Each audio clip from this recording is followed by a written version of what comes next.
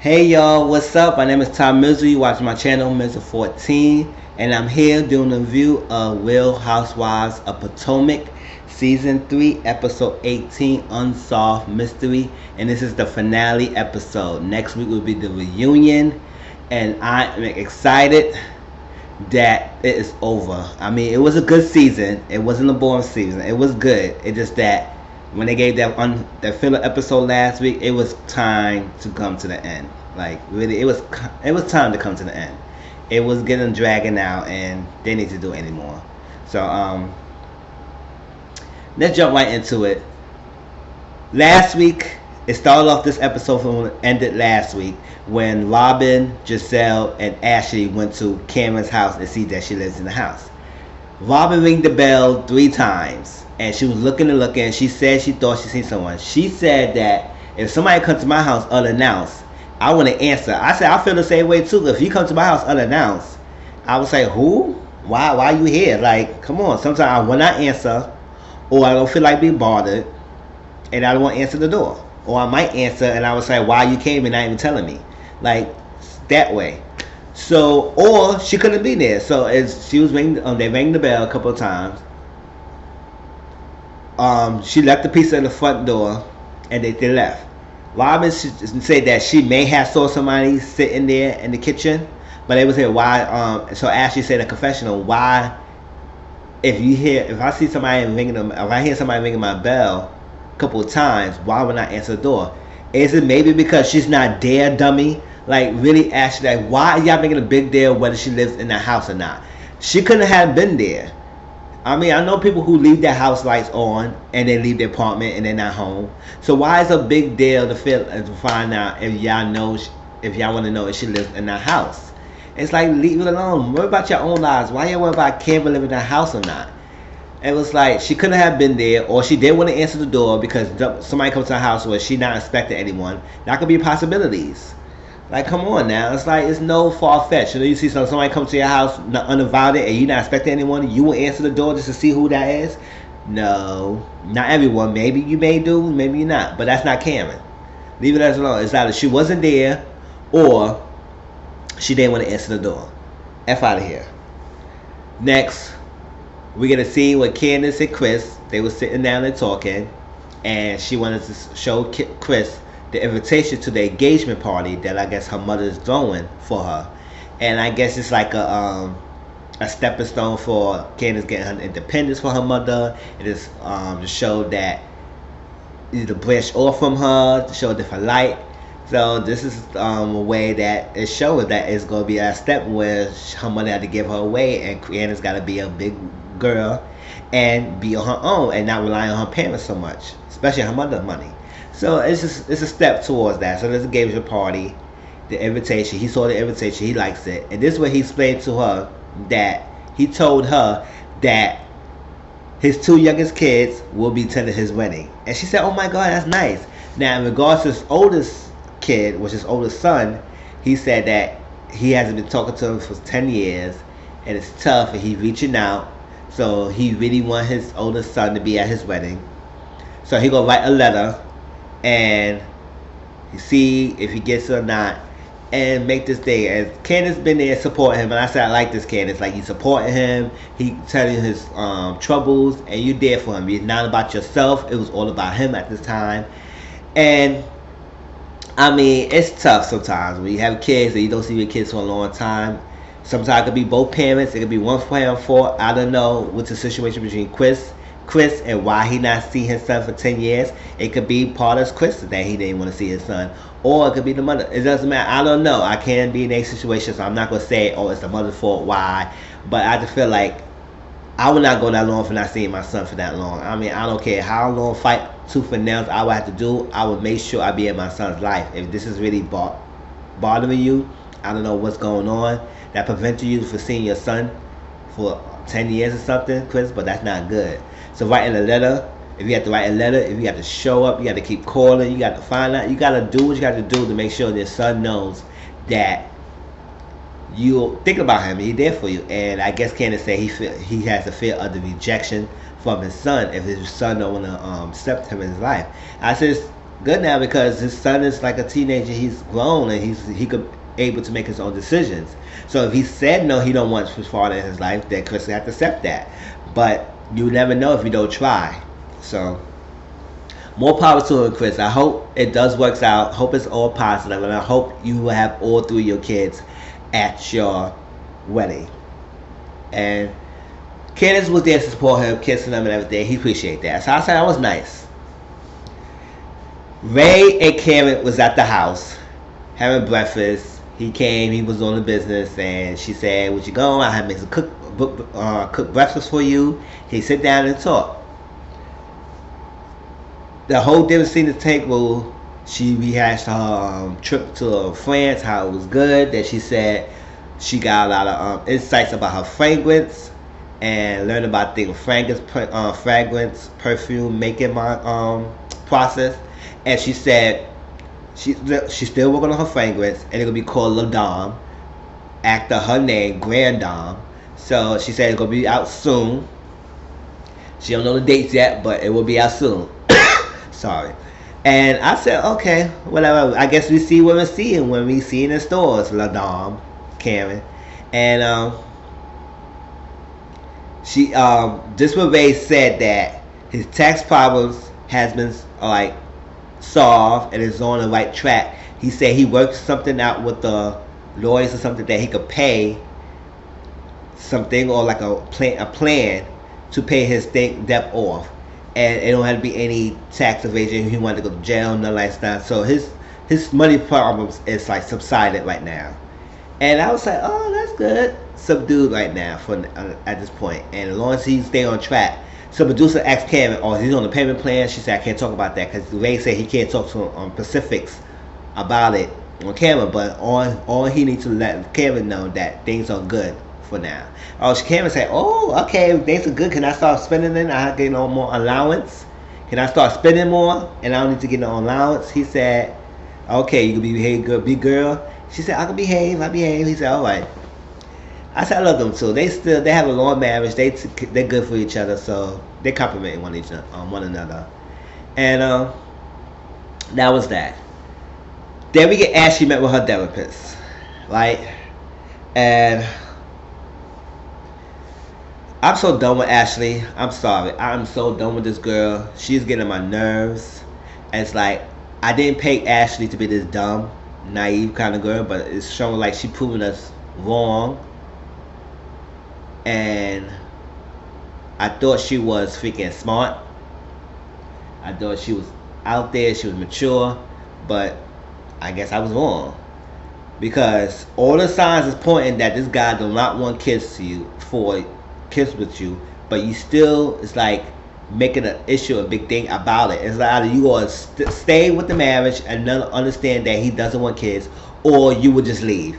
If you're gonna leave Ashley. Like, she's talked to the therapist and she brought up that the one thing that hurt her the most when he said that he didn't want her to raise their kids like her mother raised her. And she said that's hurtful. He said the therapist said, yeah, that is a damaging statement. But going off of that, it comes to the terms that you know that he don't really want kids. So she suggested, the therapist suggested that you sit down and have that talk with him and lay out the ground rules. Because Karen says she wants, not Karen, Ashley says she wants a concrete answer of knowing if he want kids with her or not. Because she still doesn't know what he's saying. I was like, listen, Ashley, you kept bringing this baby situation a couple of times, and Bravo was showing clips and receipts. You kept bringing it several times, and he kept giving you different answers and different stipulations. When people always give you stipulations of something you really want, and they know that's what exactly you really want in life, they don't want to give you that. They don't want to fulfill that for you. So you need to move on and let go. He doesn't want any kids with you. He doesn't. Let it go, girl.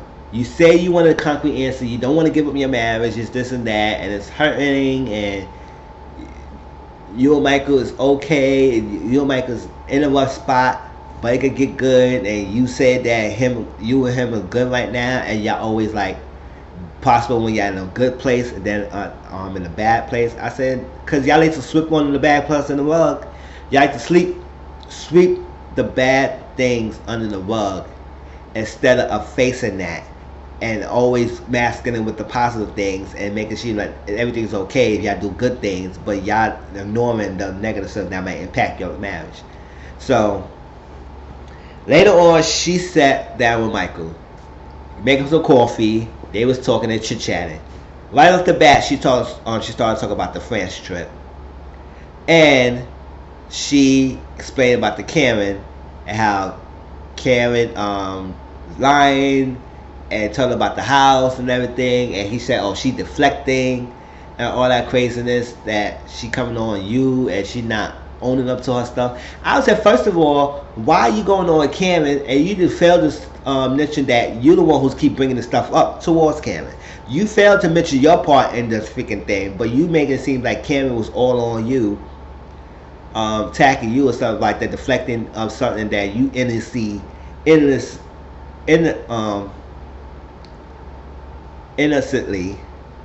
trying to act. It seems like she's going off on you. No, she's not going off you for no reason, Ashley. She going off for you because you keep meddling in her freaking business. Why are you into her freaking marriage so much instead of women with your own? If you would have told Michael that, it was a different story. But you fed Michael this little thing that Karen is coming at me, saying that I'm lying. That's that, and I know the truth, and she don't want to admit that. I was like, whatever. And Michael is feeding into it like a freaking dumb bitch, like he is too. So I was like, whatever. And then she said, the top of the baby coming up again, and she said, I'm not asking to give her a baby now, and I'm actually not knocking me up tomorrow. I just want to know if it's a possibility. He said he want their marriage to be stable and sturdy for them so they could be able to find that foundation for the kid. I said, how long will you need that foundation and stable sturdiness to happen? Because, come on now, it's like every time you talk about a kid, you always bringing this freaking stipulations on it. So you don't want kids. Just tell her straight up you don't want a kid. You said, oh, I need to think about it more. I need to take baby steps. It's happened because a few months ago, 8 months ago, I was really planning my life without you and all that stuff. And I was like, you know what? When we had a falling out and we back together now, we made up. But I was planning my stuff without you. We just gonna need time. You need to let me go. Let me know. I don't know about the baby name thing right now. He is stalling, Ashley. He is so much stalling the baby issue that you will stop asking. That's what he's doing. He will keep stalling until you can come to the point that you gonna stop asking him altogether. And then she said when she turned 30, I guess she's not 30 yet, so I guess she's still in her 20s. She said when she turned 30, if she don't get no definite answer by him, that's just it. I said, I don't know what's taking you so long now. It's like he give you a definite answer. He give you an answer indirectly, but actually telling you directly that he don't want kids. But he's saying in ways that he give you stipulations, and he's saying in a way that he's giving you like kind of false hope that it's gonna happen, but you need time. Let him think about it. I need to think about it. I can't give you an answer right now. It's not gonna happen. It needs to take baby steps. He is stalling, girl, so you won't keep asking anymore. And once he keep doing that, he knows that it's something that you want, and he gonna keep stalling, and obviously he think you might not gonna leave him, so he gonna keep doing whatever he gotta do. He say he need time to think about it. I say he don't need time to think about it. He ready established. He ready has kids already.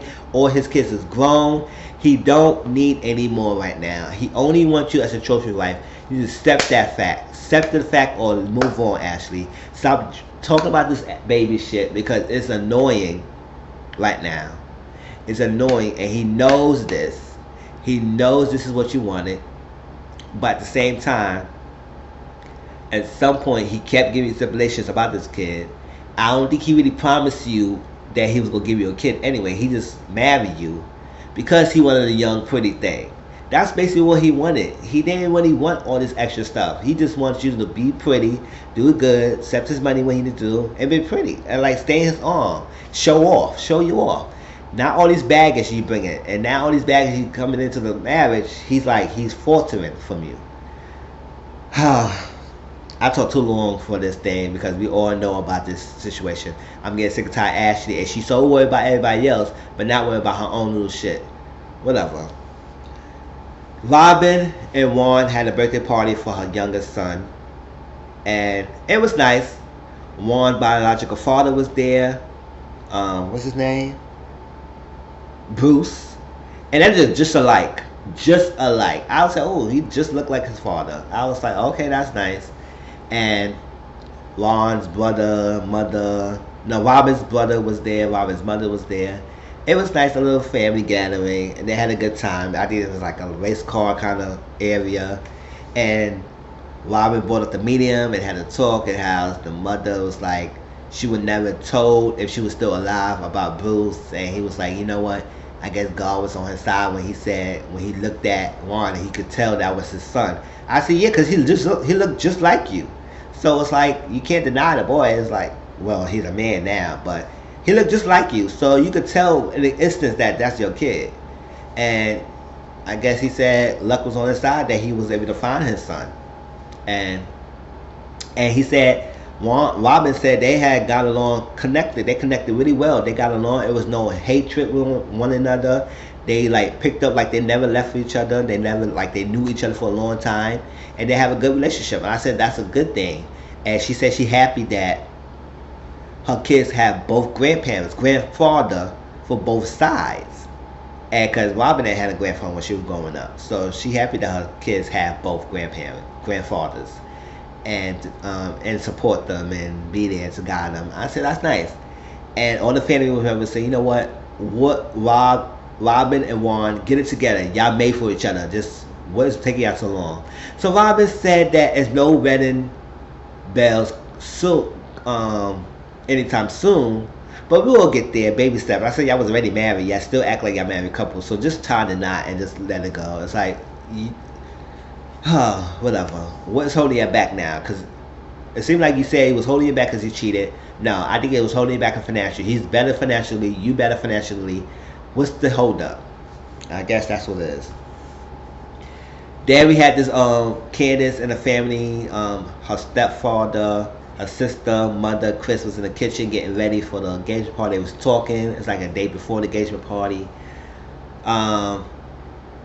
Chris announced that his kids, younger kids, gonna be there, but he said he's still working on progress with his older kid, and they say hope it's a positive thing. And then the mom made a joke. She said, "Oh, Chris, if you got a baby with my daughter, you have 3 baby mamas. Oh, Chris, you special. Give me a hug." I said, "Shut." Oh my God, this lady is shady. She is really shady. And then she was going to get loud because she was so excited. Yeah, she said, "Mom, why are you screaming?" Crystal said, "Mom, why are you screaming?" She said, "I'm excited when I scream when I'm excited." And she was doing too much. So I said, whatever. That's it. It wasn't even that much going on with that scene. Here comes the engagement party. So it's the engagement party. All the ladies was there. Even Sharice.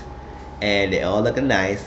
Ashley bought this fucking bum ass looking ass tree and said, "Oh, you need to worry with it." It was symbolic. Yeah, she would have gave a little thing about the tree, be sturdiness, that if you keep watering it and you keep nurturing it, it will grow and prosper. Yeah, but you gave this Ricky think all the little shit look like a disease. I was like, you can throw that shit away. I don't care if I'm looking at this. She said, "Oh, thank you," but I know she probably would throw that shit away. I said, "What the fuck is this? You want to give me a tree? Give me a freaking plant in a vase. It's a better plant than this little small little shit." She said, "I took time and nurturing it for you." Shady ass. Yeah, like, so all the ladies was there. They bought Monique brought her husband, Ashley brought her husband. Yeah, the mom was there, and the whole family was there. It looked like it was nice. It was in the rooftop. It was around October, and I said, "Oh, that's cute. The weather shouldn't be that cold." But Ashley said it was cold up there. She said, "How about having a rooftop party in the freaking October?" I said, "Oh well." Looked like everybody else was freezing cold. But that was that. And then all the ladies hugged it out, and they sat down and they was talking. Here go Ashley with this dig. She was saying, "Oh, Karen, how you doing? Oh, you know me, Karen? Oh, I'm so happy that I see you got your ring, Karen." I was like, oh my gosh. It's so nice that you brought Ray here, and you got your ring on. And Candace called her out. She said, "Ashley, stop that." She said, "What I'm doing, it's like you being shady." And it's like, she said, "You can't have a compliment." That don't sound like a compliment. It's like you digging. You taking a dig at Karen. And Karen said, huh, girl, don't pay her any mind. And she was like, Ashley, it was a day in here. I don't give a two fucks about your opinion. The day I give a fuck about your opinion, I would admit myself to the institution. And I said, oh shit. I would say, yeah, because nobody care about Ashley's opinions right now because her marriage is not even all that great. For her to stay on Karen, I said, what are you obsessed with Karen for? Why are you obsessed with Karen's life? Do you want Karen's life?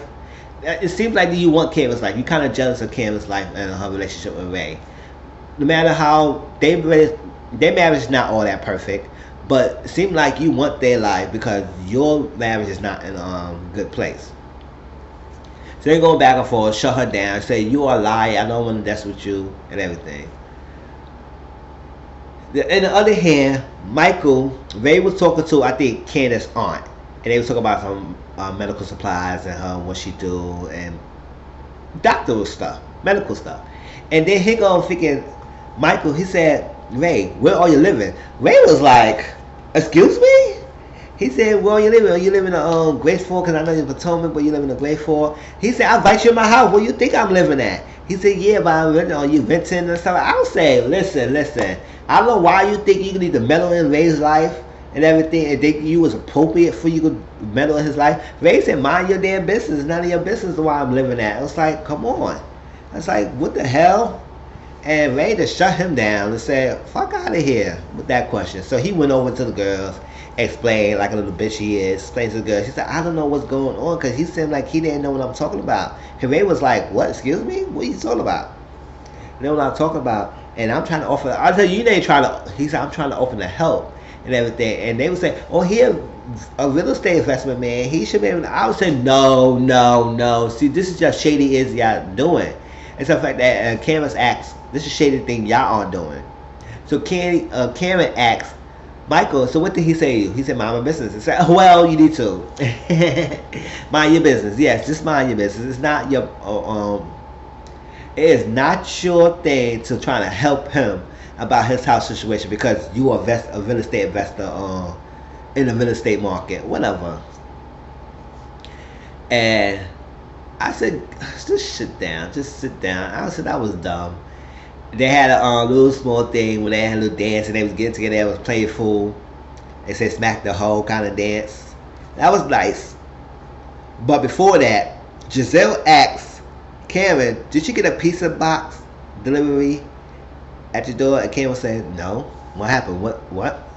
And she said, oh, interesting. So they concluded that they deducing that since Karen didn't see the pizza box at her front door when it was actually left, because she said she walked outside this morning, she would have seen her this pizza box and she would have lived in the house. So since she didn't see the pizza box, so that means that she don't live in the house. I said, whatever. They said a few days ago. It could be another things happen. Maybe somebody else saw it, threw that shit away. Whatever. I don't care. If she ready to see that, she don't really care about the pizza box anyway. It's irrelevant. Or maybe somebody took this shit off her front porch and took it with them. You don't know. I was like, wow. Y'all really going in with this freaking not in the house thing. They end the episode with different recaps. I'm sorry, I ain't go through the recaps. I didn't care about the recaps at all about what happened. All I saw that Robin cut and said that Robin cut her hair. Her Juan is getting a good place right now. She's still doing a fix it up over the bad investment or something like that. Giselle looking for the house with her 3 kids. She said somebody in her past is coming back to her life. Whatever. Karen said she's doing her way, is doing a good thing right now. It's still messing me about the pizza box. Ashley, I forgot what the thing about Ashley, whatever. And Candace, I forgot Candace's name. Monique is expecting a baby because we got announced on social media that they expected. She ready to post it out there. And that's it. It wasn't even that much to go on to. The other ladies who I forgot their recaps, it was important for me. But that was the finale. Next week, I can't wait to the Potomac next week. The reunion, I can't wait to watch it. Remember, I usually never watch reunions. But now I'm starting to watch reunions to do the reviews for YouTube. But it looked like it's going to be exciting and juicy. It looked like Kid is getting Ashley together. Somebody needs to step to her. She needs somebody young to get her mouth together because she's doing way too much. Kevin might break down. Michael's crying for some reason. It's a lot of things going on. You saw that Robin cut her hair. That's like a fucked up haircut that she did, but it is what it is. But I can't wait till next week for the reunion. Talk to y'all all later. Peace.